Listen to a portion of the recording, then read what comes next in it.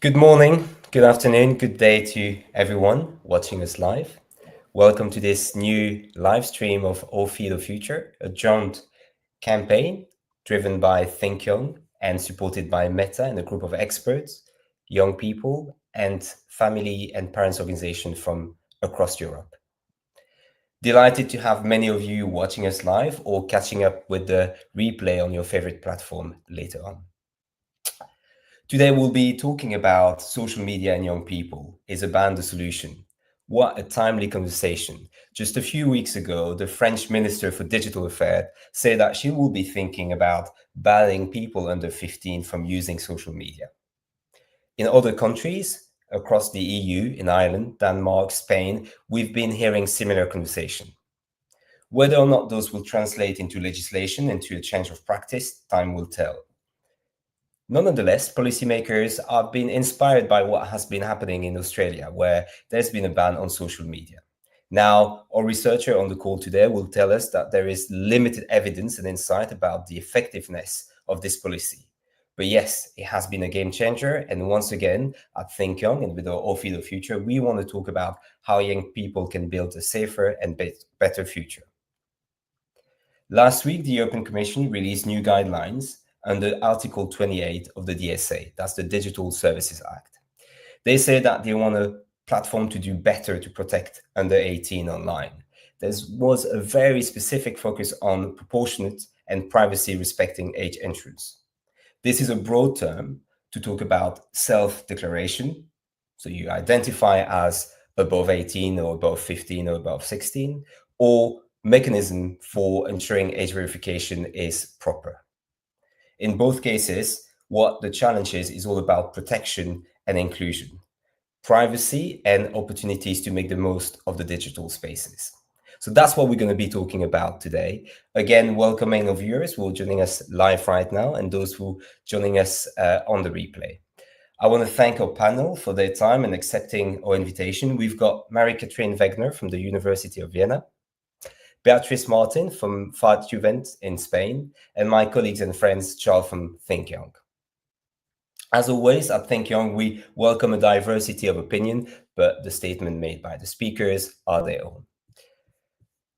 Just before we start with you, Charles, just to say that we were hoping to welcome MEP Match with us today. She won't be able to join, but she will hopefully send us insight and a short message at a later stage. So stay tuned for more on that. Charles, are we ready to crack on? Absolutely. Yes, we are. Let's go. Really like to start this seminar with you and really get the conversation going. The big question is a ban the solution? I know at Think Young, we recently published an op-ed calling for age assurance and the conversation across the EU around that. So can you tell us a little bit more about it, Charles? Yes, absolutely. And first of all, it's great to be here, and it's such a timely and important discussion with so many things going on, not just at the EU level, but also internationally as well. I think before I jump into a couple of the points, it's worth taking a step back and understanding some of the frameworks behind this discussion. So in 2021, there was General Comment 25 of the UN Convention on the Rights of the Child. And the reason I mention this is because it's a seminal piece of legislation, piece of work, which formally puts into practice children's rights online, so children's rights in the digital age. And this is something that tech platforms, but also states need to uphold because it's been ratified universally. So this, from a human rights perspective, gives obligations to respect, protect, and fulfill children's rights in the digital age. And this includes, of course, keeping them safe online, but also keeping their positive rights, right? So making sure that we enforce and we respect their ability to access content, their ability to express themselves, the full host and range of rights online. So this is kind of the UN perspective, and it's important to reiterate because discussions of a social media ban, of course, bring into the discussion children's rights online and their ability to access certain digital tools. So just from this perspective, a social media ban is a tad controversial, some would say, and it certainly needs to be discussed and talked about, and that's why we're here today, which is great. I think I would also like to raise some of the points to do with some of the academic consensus on the topic. So there's a whole host of civil society organizations, but also world-leading academics who are really vocal on perhaps the fact that a social media ban, while it may be well-intentioned, does have some serious issues to do with children's rights online. So, for example, social media, young people, they use this for a whole host of things, to make friends, to learn, engage, for community building. Now, this is not to discredit, of course, some of the issues to do with social media, including mental health and whatever it might be. But it's important to recognise the positive rights for children online. So, for example, you have Simone van der Hoff from the University of Leiden, who says banning social media is perhaps a knee-jerk reaction and restricts their access to something that they use every day, for example. This is also something that Sonia Livingston from the London School of Economics shares. And she's widely regarded as a world-renowned expert on social media use and children online. And then the reason I mentioned Sonia Livingston as well, because she was also part of the drafting committee of the UNCRC for General Comment 25. So a very leading authority who advises the EU, the UN, and various institutions. And she and her team also lament a bit the positive aspects of wanting to do a social media ban, but also the fact that perhaps it's not well laid out. There's no safeguards in place in terms of what would happen afterwards. How would it be done in practice? And then before I move on to the age assurance discussion, there's also really interesting research by the University of Manchester, their Institute for Education. And they've been looking for a while now into the impact of social media on mental health. And the reason I mention this is because even though social media seems like it's been around for a while, it's still a relatively new technology in the grand scheme of things. And they argue that the actual research and evidence base is not fully there to make such a sweeping recommendation. The idea behind policymaking is to be evidence informed, and they argue that we need more research to fully understand the impact of a social media ban before going ahead and doing one.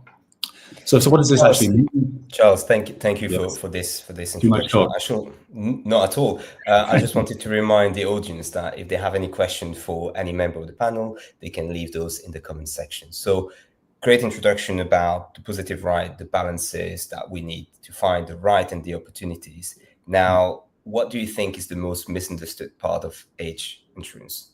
Complex subject, so of course we need a bit of clarity from you then. Yeah, absolutely. So the last part I was going to mention is one way to try and tackle this issue is to have age-appropriate experiences online. And one way to do that is through age assurance. And age assurance essentially is an umbrella term for the different technologies that you can use to determine and verify somebody's age. And once the age is verified, then you can then allow them to access age-appropriate content. So it's a way to protect from the harms, but also to allow young people to have an age-appropriate experience, be that whether you're 16, 15 or over 18. But the complications of age assurance is there's a whole host of different technologies. I think the term itself is perhaps misunderstood. So, for example, you have self-reporting, you have age estimation, you have age verification. They're all different technologies. Some of them work better than others. And there are some which perhaps are easily circumvented by children, but also have potential impact on digital safety, for example, freedom of expression or privacy. So that's why, from the think-home perspective, even though it's a complicated topic, we actually advocate for age verification at the OS and device level. We think that this is the most safe and reliable way to go about verifying age, which can then be adapted and used by various different social media platforms and online tools. So complicated topic, but we believe OS level is perhaps the best solution here. And just very briefly, can we just spend a minute on that? What do we mean by verification at the OS level and practically? Because again, as you say, it's very complex. There is a lot of big terms, and thanks for telling us a little bit more about age insurance. But practically for users and for families, educators and parents, what does that mean? Well, luckily we have a great panel here who can also jump in as needed. But essentially we mean that if you're a child or a young person, you will have to have your age verified at the app level. So whether it's your parents who are in control of the phone, or it's a guardian, or whoever it might be.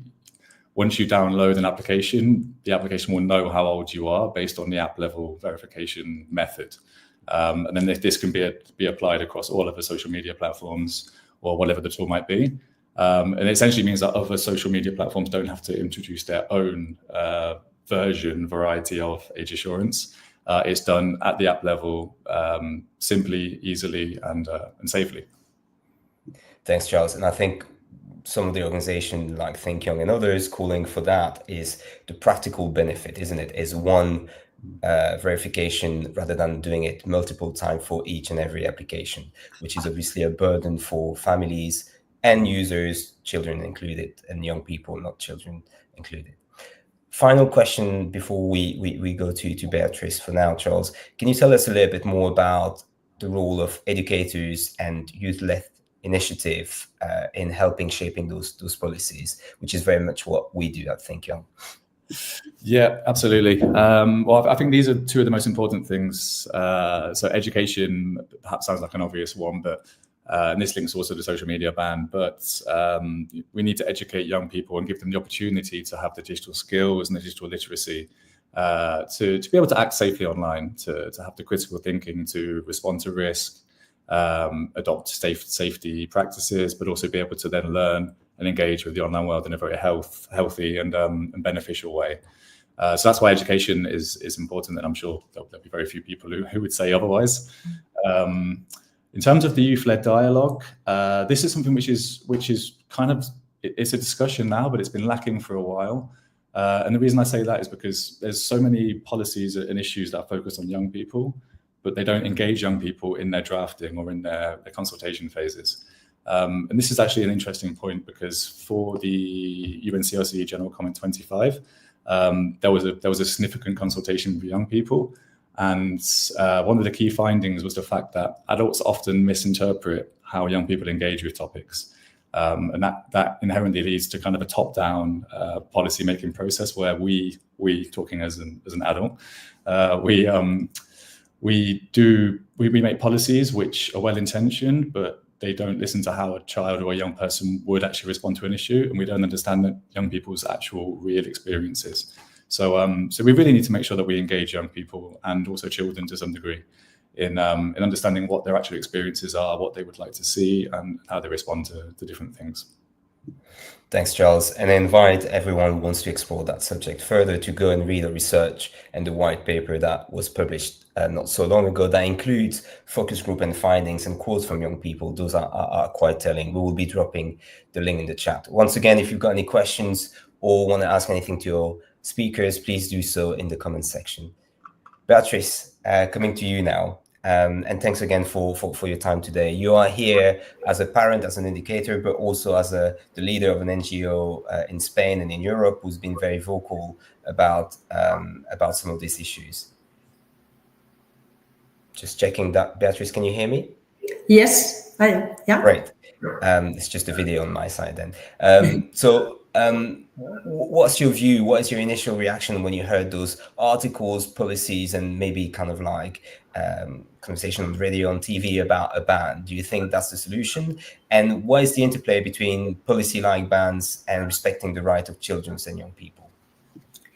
Well, thanks for having me here today. It's so interesting, and we are all of us just very, very understanding the whole thing, because it has a lot of point of views, and it's a complex theme. So we don't believe in ban as a solution. We have experience of other type of problems, social problems, somehow a risk, a social risk affecting children and young people, and we know that education is the key, but ban is only preventing or making the parents not doing what they have to do somehow, and other actors. So in my opinion, and you talked about that before, there is a balance between four dilemmas somehow. One is protecting their children, but also developing their digital capabilities or competencies. The other one, the second one, can be respecting children's rights. You asked me for that, and versus monitoring and their digital activity. The third one is the role of parents and the role versus the role of schools, platforms, creating this safe environment. And the fourth one, and you also mentioned, Charles, is the parents' opinions versus the children's opinion and young people the right to participate in this debate. So starting for the first one, I think families need clear and accessible information about risk and about how to face all these their children online life. They also require kind of practical guidance because it's not a matter of general advice. And tools like parent supervision features or how to set healthy boundaries, or also their own digital literacy training, because a lot of people feel completely overwhelmed on that. I think there are two perspectives, one the individual one and the other one the collective. So if we go to the individual one, it is important to adjust our protection based on the age of our kids or children and also on their digital maturity, of course. More protection for younger children, more autonomy when they grow. And in our opinion, at the age of teenagers, adolescents, they have to be ready somehow. So we have to start at a certain point, not at very young, but at a certain point, yes, doing things, yes, to be ready for that point, at that point. Managing opportunities, but also minimizing the risk. So parents can't avoid the responsibility to help develop their children to those digital competencies, as I said. But also they have to understand how is this digital world for them, what interests them, what and why, of course, what they encounter, they have some risk and they have to manage how that affects them. So we have this adolescent series, the Netflix series saying, of course, there is a role that we have to play on that. And I think we saw on that series, on the movie, that is, they were not truly present and informed of what their kid were doing, or what. So I think we have to be there. But now we are going to talk about rights and trust and what are the limits of that. So in the collective way, in my opinion, right now it's a kind of a public alarm and a social anxiety on all this. And this is not helping the debate. We all agree that we have to guide this debate on evidence, scientific evidence of effects and how to manage those things. So it is important that we try to calm kind of the situation and the discussion. A recent research from FAR highlights the ongoing family conflicts caused by the use and misuse of smartphones, video games, social media, and harmful content or inappropriate content. And what we found out is that there are different ideas of what has to be the good use. In our point of view, somehow we use technology in a very as a practical tool, always saving time somehow. And they use it in another way. They use it to teenagers or children, they use it to entertain themselves and explore. So with not a specific purpose. So the first thing is just to understand the different point of view and understand some tools to solve those conflicts. So we have developed a program with the support of Meta, just talking about how you manage those conflicts. In terms of rights, that you asked me that, and I want to, not to go all straight, but in terms of rights, parents, I don't think we know too much about the digital rights of our children somehow, and the legal implication that may affect both children and parents. These rights, of course, include privacy, digital leisure, freedom to unjustified surveillance, because I mean, a lot of tools, or some tools, allow parents to read teenagers' private messages or to track their location in real time. So when we do some webinars with parents, one of the most common question is, do I have the right to check my children's phone or my child phone or digital activity without their consent? And we always say, I mean, that depends. What kind of relationship do you want to have or to build? I mean, the UN Community of Rights of the Child reminds that the monitoring of children digital activity by parents or caregivers must be proportional and aligned with the child evolving capacities. But not, I mean, we can't do everything in terms of the protection somehow. Digital restriction and autonomy should depend on the child age and maturity, of course. And surveillance should not never replace trust and communication. And again, we ask what kind of relationship we want, what kind of decision we want to make. There is something that sometimes we are asking ourselves, 16 is the right age. Why? We have to relate that with other decisions that at 16 can be done, like deciding about their own bodies, or decide about their professional future, what they are going to study, or voting in some countries. So that's something we have to also relate it. The maturity of the 16 years old person is just to avoid social media, but not for other things. So those are some reflection. I do have a kind of this shared responsibility, families, schools, and platforms, and also the children's rights to be heard. But I mean, maybe I cut here, and we'll see. Thanks, Beatrice. Quite a lot to reflect on there, and mentioning that TV show on Netflix, Adolescence. I think one of the things that was really telling for me is how everyone involved, their responsibilities, from the school, the educators, the parents, the brother, the sisters, and it's a collective effort, isn't it? And listening to you, this sense of readiness and that journey and that growth, talking about trust and communication. And I think, this question that I think will stay with some of our viewers as well is what good use means. What does that mean, right? And digital literacy for young people, but also for parents, guardians, and educators. So thanks for talking about all of these. And you say that parents need practical tools and support. Can you elaborate a little bit on that? And if you have any ideas or best practices that you've seen in Europe or else that you think we should be championing and doing more of? Mm-hmm.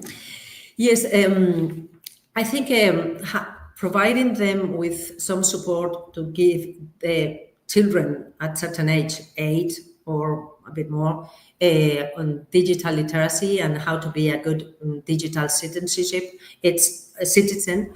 It's so important. Also, this conflict tool that I talk about, how to avoid or how to not avoid, to manage those conflicts, how to set boundaries, but also talk about those boundaries, decide between both parents and children, those boundaries or those limits. So that's also very important. And as I said at the beginning, all these tools and training has to be adapted by age. It is not the same thing what you should do at 6 years old, at 10, or at 16 years old. So when you have the kids of that ages. So in my opinion, also having this or controlling the anxiety of not being enough ready for this digital environment, it is important. And last but not least, how to go together, how to be interested in things, how to prepare activities together that are not always on the analog world, because those activities seems to be kind of better rank as a better option, but not the digital ones. And can be, it's a lot of to be educated and entertained through digital tools. So there's new activities, a calendar of activities that you can do with your children in the digital world, and understanding interest and everything should be also very, very useful. Thanks, Beatrice. And I think that's also tells us something about the responsibility, sometimes the burden, and sometimes how parents can feel about the many things that they need to get right, and the pressure on them. And I think that's why initiatives and platforms like All Feed the Future are important. So can you tell us a little bit more about why you and your organization are part of All Feed the Future, and how it's been beneficial for your organization? I think this is a global thing.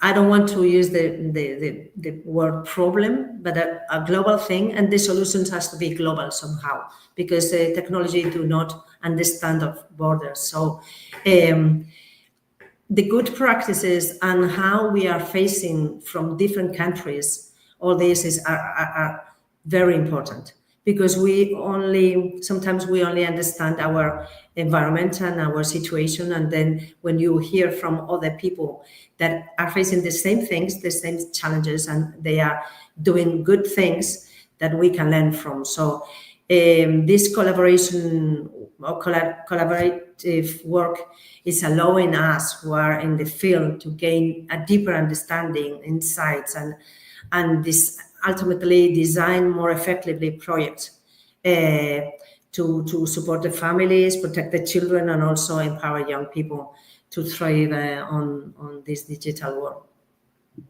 Thanks, Beatrice. And I think it's also aligned with what you were saying, Charles, earlier. You know, this need to involve young people, and All Feed the Future certainly does that, but also having a multi-stakeholders approach to digital safety, just to make sure we balance challenges and opportunity in a way that brings point of views and experiences to many to the table. Any quick reactions to that? And before we go to Charles, I can see we've got already a couple of comments and questions coming to the chat from Virginie in France, from Julia as well. So keep those questions coming. We'll address some of them later on. So Charles, just a quick reaction on multi-stakeholders initiative like All Feed the Future, and what are they needed? Yeah, absolutely, and thank you so much, Beatrice, for one, being part of this discussion and being part of this multi-stakeholder process, and for all of those really interesting insights. I mean, you covered it well.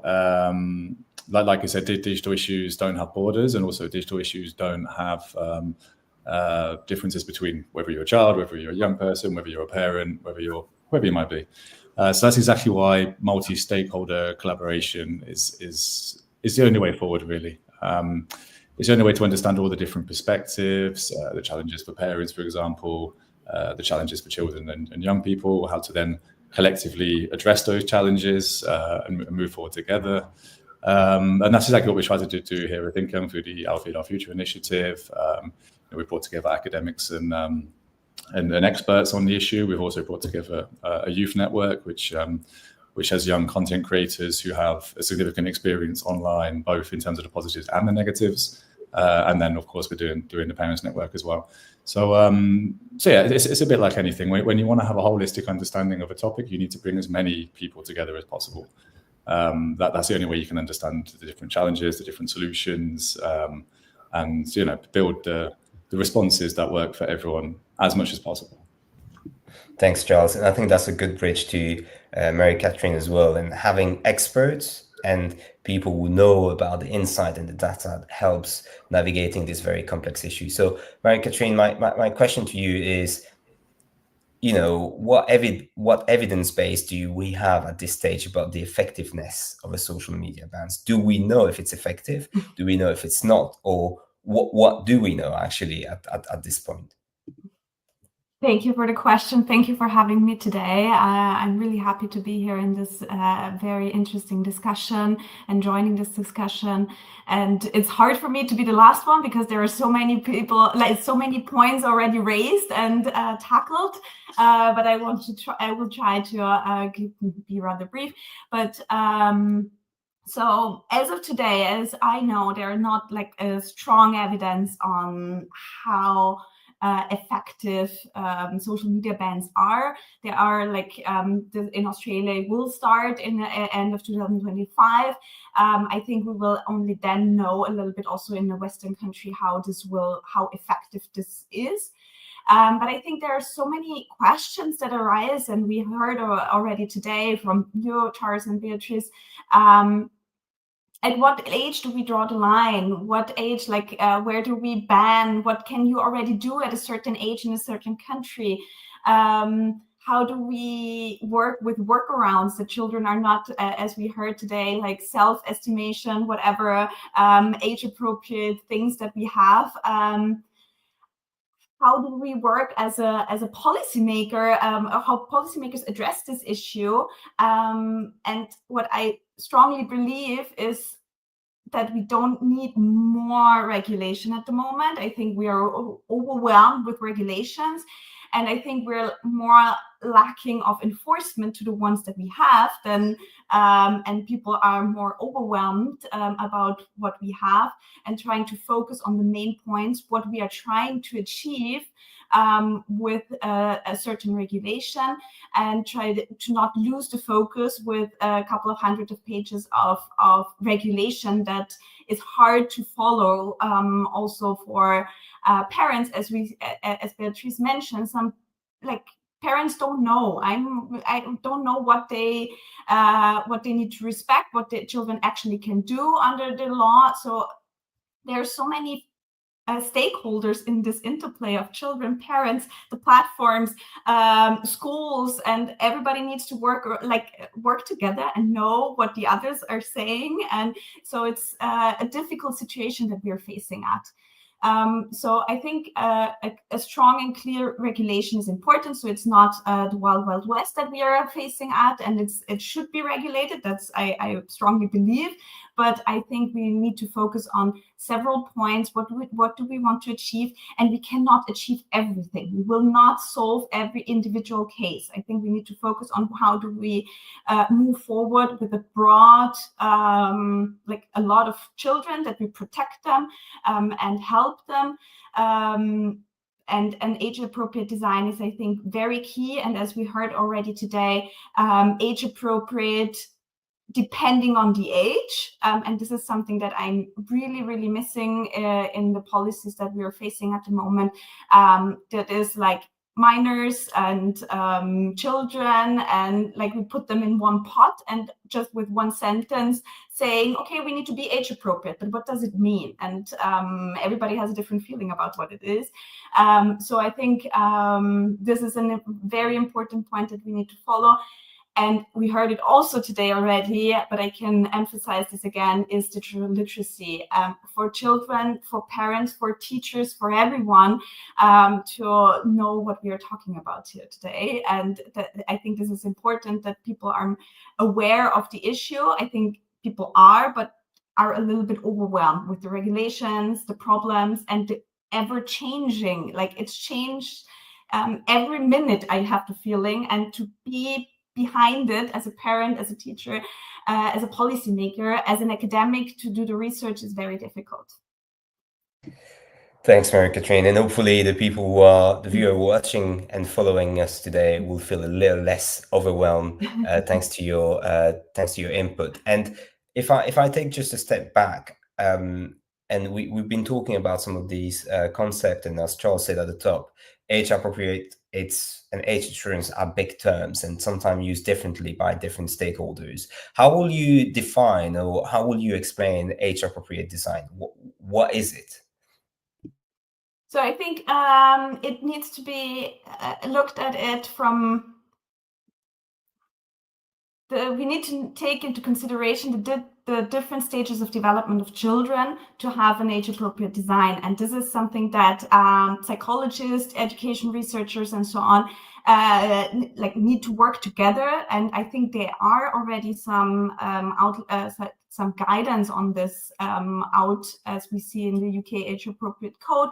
There are some, I would say, groups that they made. Also, in at least I can say from Austria, we also have, if you enter into a contract, there are different stages of what we can expect from a child that they can understand. And I think we should take things like that as a starting point. And I think what is age appropriate cannot decide what a lawyer. It needs to decide a psychologist and digital safety experts who know what young people can process and that it's not too much for them. Thanks. And I think that echo what Beatrice was saying earlier about different young person and child will have different level of maturity at different point in their lives. So that's also one of the complexity. And we heard you clearly about the state of regulation that is moving fast, that is really complex. So from your perspective as an academic, how do you think policymakers better include and integrate some of the insights and data point that you're bringing today to make legislation, whether it's the DSA or else, more effective and indeed bring digital safety into play? That's a really important but also difficult question because there is often a disconnect between research and the regulation, and the regulation and the technology is moving fast, and the academics are a little bit lacking behind it because they want to see, doing the studies and so on, to try to get more insights on the digital harm, on the development. I think there is already quite a lot out there, but everything is developing quite fast. I think a big opportunity to close this gap is something like the public consultation that we have here at the moment, to bring evidence, recommendations in it, also flag consequences and highlight different areas that needs to be taken into consideration. I think this is a big step that the academic world can take to react on such guidelines that we have. Here. Fantastic. Indeed, not an easy way to bridge all those point of view and build coalition of different stakeholders. Very, very important. I can see we've got a few questions from the audience, so keep them coming. We'll cover that in our Q&A in a second. But before we get there, just as we wrap up, and we heard from Charles and thinking on position about age insurance at the OS level, Beatrice's perspective as a leader of a parents and family organization calling for digital literacy among other things, and not thinking the ban could be the solution. And then finally from Mary-Catherine, the need from insight and research and academics to be at the table, helping, informing and shaping some of those legislation, while making sure we're focusing on effectiveness. So to all of you, and maybe we start with you, Beatrice, and I'll ask for a quick answer on this one. The European Commission is inviting feedback on the new DSA guidelines. So the DSA, again, for the audience, is the Digital Services Act.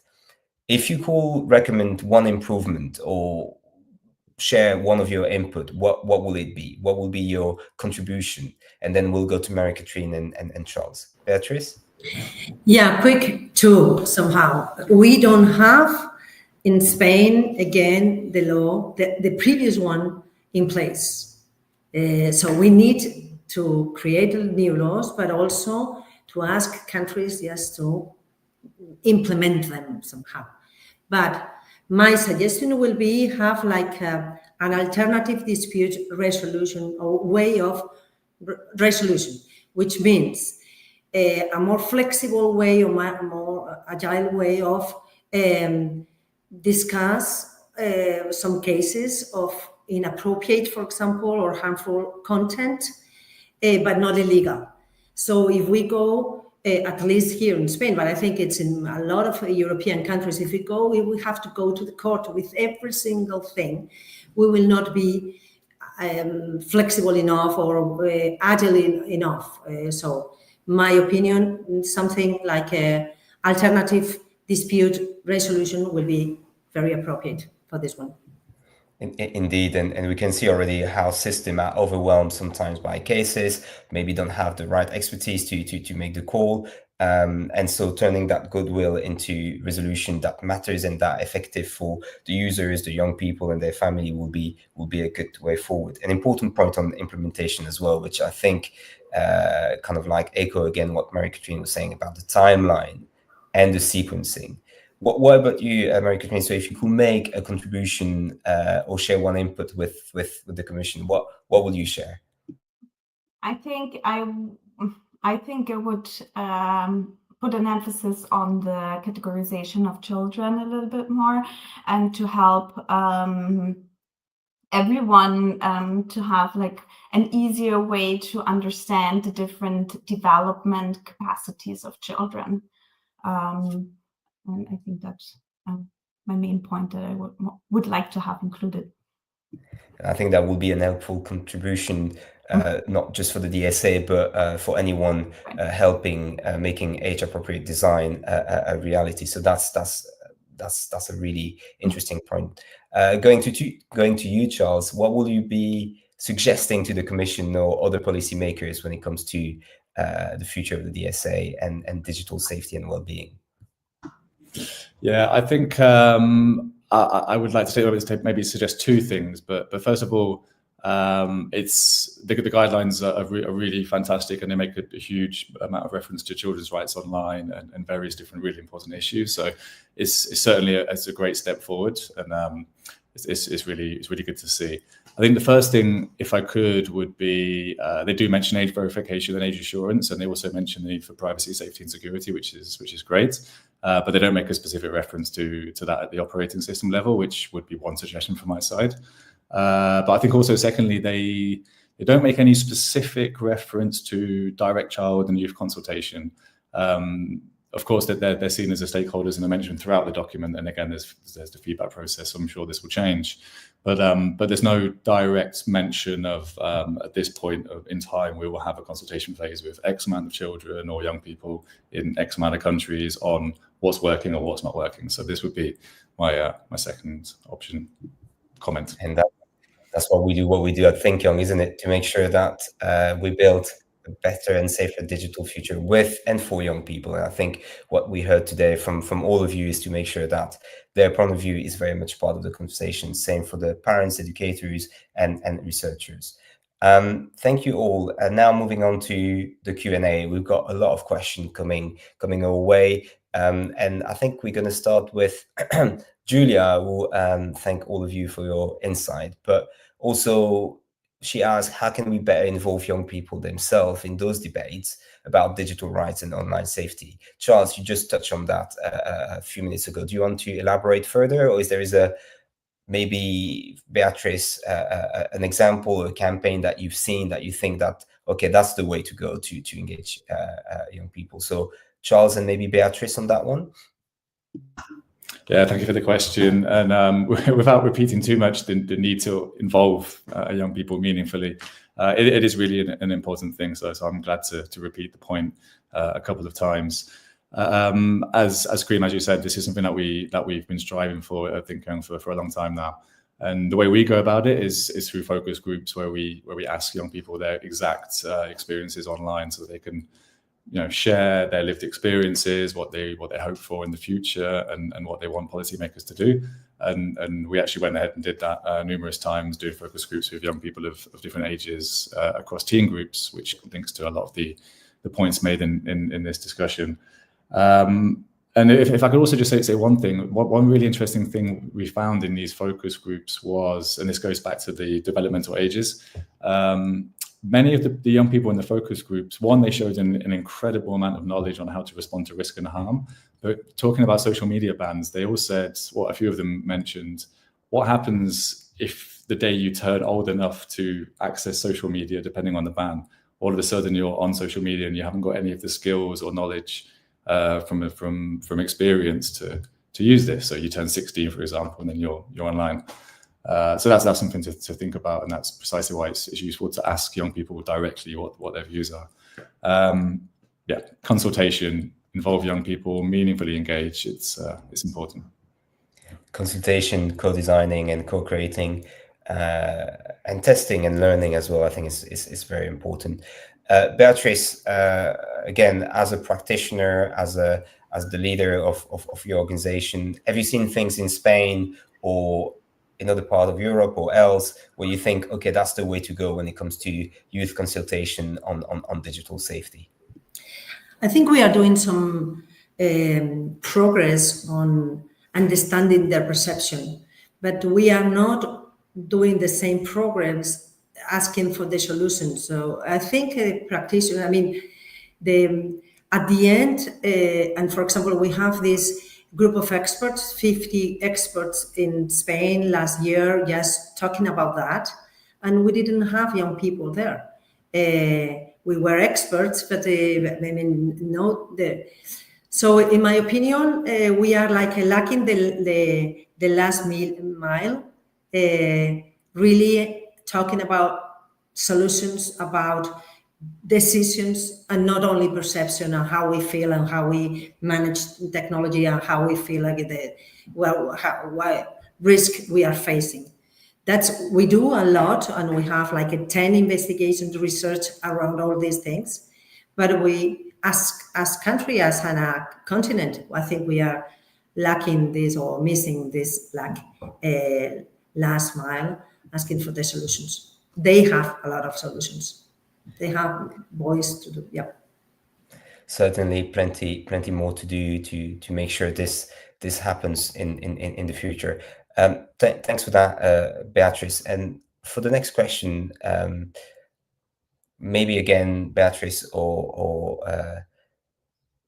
the member of the panel, Chichek is asking us if, in terms of the sequencing, if there is so much energy spent and investment spent making the ban a reality without first investing in digital literacy and education, could that be counterproductive, especially for some young people who might be marginalized?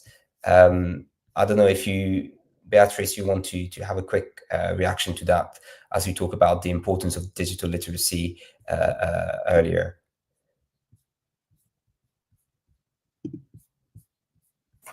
If I don't misunderstand the question, I think the vulnerable children need more support, because families are not, can be less supportive somehow, because sometimes are working or sometimes they don't have the training or enough information just to do this media literacy. So we need to feel like these people, I mean, these vulnerable people needs to be trained or support by schools, the public schools. So this is the other agenda that we didn't, or actor that we didn't talk about too much in this conversation, but they are crucial. They are crucial to reduce this breach and this and support these vulnerable people. Thank you. And on the chat as well, we've got a comment from Virginie. Thanks, Virginie, for sharing that, saying some of the parents might not be as equipped as other parents to make digital safety a reality for their kids. So something to bear in mind. I know, Beatrice, you said digital literacy is something that we should aim for, not only for young people and children, but also for educators, guardians, parents, and teacher. One last question from the audience again. And Marie-Catherine, you talk about regulation and maybe now the kind of like wave of regulation, and we don't really have time to digest those, and then the next one is already there. Stefan is saying that for some parents, guardians, and others, regulation might be the quick fix, because we feel a little bit overwhelmed by all those the lack of digital safety. So do you think that's a fair comment, that at the moment, because we haven't found anything better, we go to regulation as a way to fix everything? acknowledging that you said earlier that we needed some regulation is important, but the timing and the pace of those are key also to make sure the implementation is effective. So I don't know if you have a quick reaction on that. So in my view, I think I personally understand the reaction of a parent saying, okay, this should be done by somebody else, but there are 2 points that I want to make. First, we have the regulation. I think we need to make focus on the enforcement of such regulations and on the effectiveness of the enforcement. And second of all, it's also, again, connected to the digital literacy. I always try to explain a little bit the situation. You cannot have everything regulated for children. You need to have it like also think a bit about it like a traffic situation with children. You need to like guide them, take them by the hand, try to walk them through and try to educate them. I know it's a bit difficult because parents are not that educated then as they are probably in the traffic on the road outside. But there's no other way, because at some point in life of a young person, they will be confronted with social media, all the harm of the big world of internet. And I strongly believe it's not the way to go forward by saying, okay, don't look at it until you're 16 or 18 or whatever age you are, and then you can do whatever you want with it. So I think this is a long process that needs to be started very early, and that you take them by the hand very strongly at the beginning, and then loosen your hand as you do it in the traffic. So I think like just regulating is not the way to go. Thanks for that, and I think that's a quite helpful way to put all the challenges and opportunities into perspective. And I think listening to you and Beatrice about this need to make sure children and young people are ready. So that sense of readiness, and how do we go from where they are to where they could be, so they can actually make the most of the digital world and all the opportunities there without neglecting, but rather mitigating the risk out there. I think that will do it for today. I want to thank you again, Beatrice, Mary-Catherine, and Charles, for your contribution, to the audience for all their questions. That was a lively chat and a very complex issue, but I hope that we touched on some of the key issues that will help viewers, parents, educators, and young people to make up their mind about this ban. We heard from our speakers and contributor that there are other ways to make digital safety a reality. It's a complex issues that need and must have the voice and the experience of the young people considered to help us shaping a better digital future. If you want to read more and find out more about OFI the Future, you can go on our website. You will find the link on all our social platforms. You will find contribution from our experts, from the Parents Network, as well as young people. That does it for now. Take care. Bye.